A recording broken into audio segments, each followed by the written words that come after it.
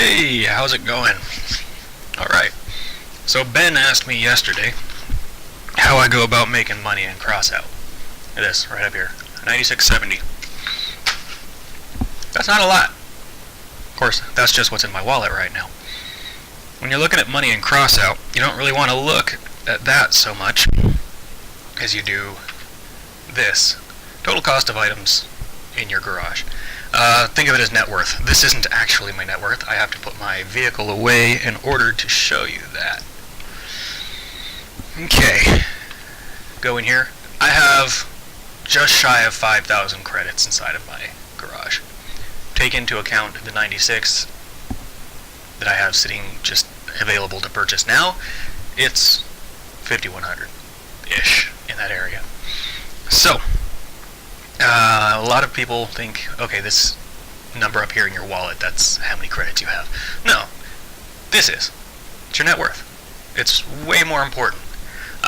All of these items that you see in this garage can be sold and traded in for something else entirely. Okay, so, as for the actual grinding of credits in Crossout, and it is grinding,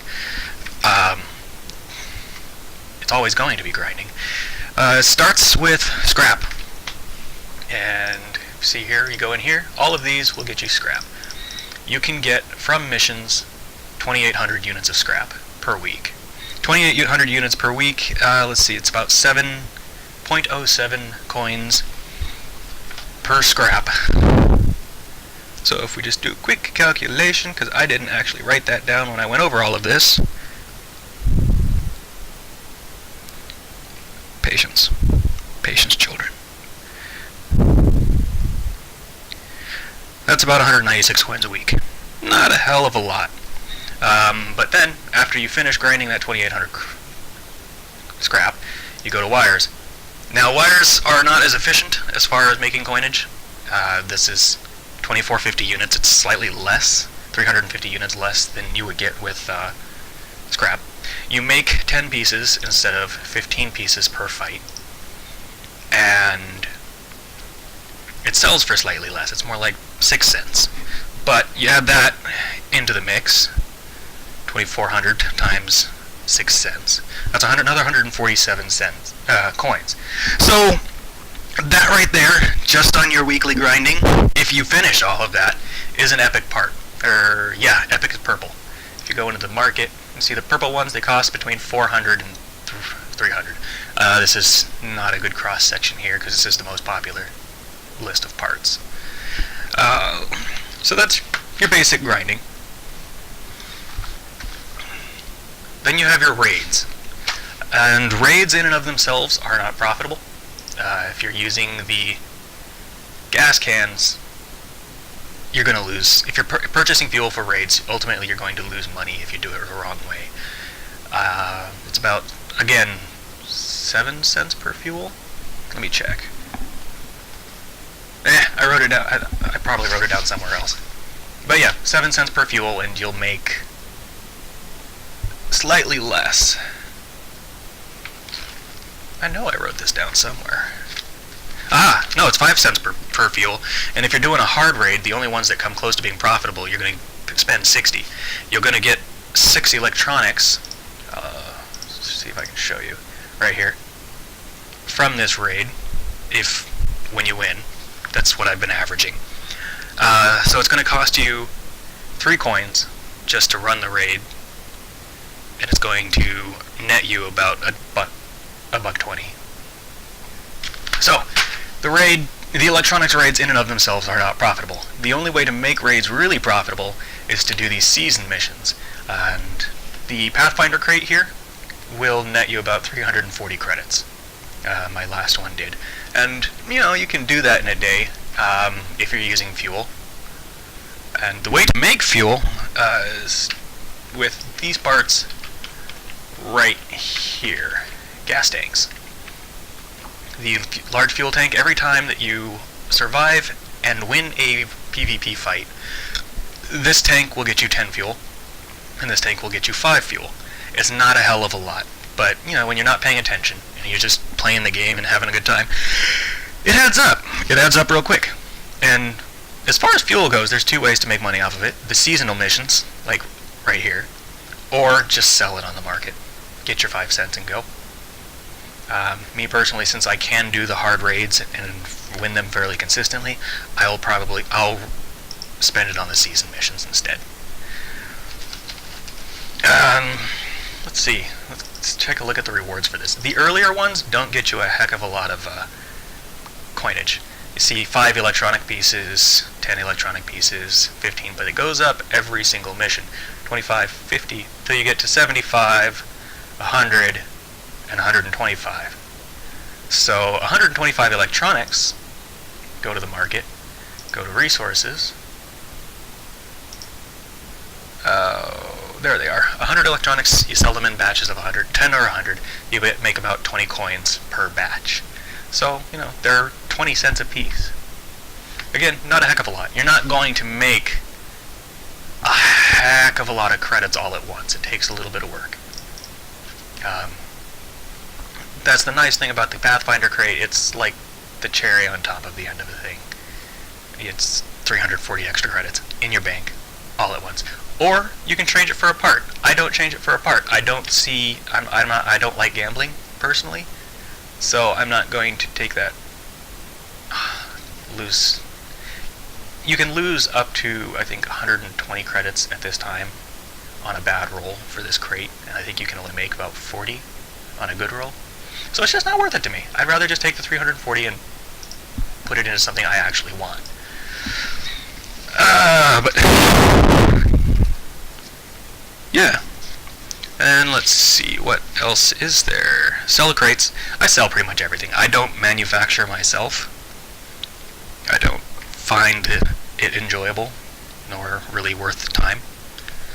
But if you do, it costs you about 40 credits to manufacture a blue part. You go through here, engineering, manufacturing, and I'm just going to use the blue parts as an example because it's significantly less complicated than making purple parts. But each one in the scrap and copper will cost you about 40 credits, all told. That's including the rental of the bench, the resources, and these down here are so cheap that they're like 6 cents. So you don't really have to worry about them. And if you want to make money off of manufacturing, it's fairly simple. I would just select blue. We're using blue as an example. Go to all parts. And sold for max. See, oh, no, that's the wrong way. That's minimum. Sold for, and then you have to go through the things that you can't actually manufacture to get to the things that you can manufacture to see which one is a viable option. See, here, we're getting to it. If you make an AT Wasp, which is apparently the highest selling blue part, it'll cost you 40 to manufacture, and then you'll make 52.63 when you sell it. So, that's a 12 coin profit off of your materials, which actually would probably be worth it. Anything under 40, I'll find something under 40. Because they do. There's some products on the market that are just saturated, and you're not going to make any money off of it. Here, racing wheel, little boy, weapon cooler. Actually, a lot of the weapons just aren't worth manufacturing. Here we're getting into the decorations. Decorations are a little bit of a different story. They require fragments. So, for the most part, you'll make a profit. There's only a few parts that you just want to stay away from altogether.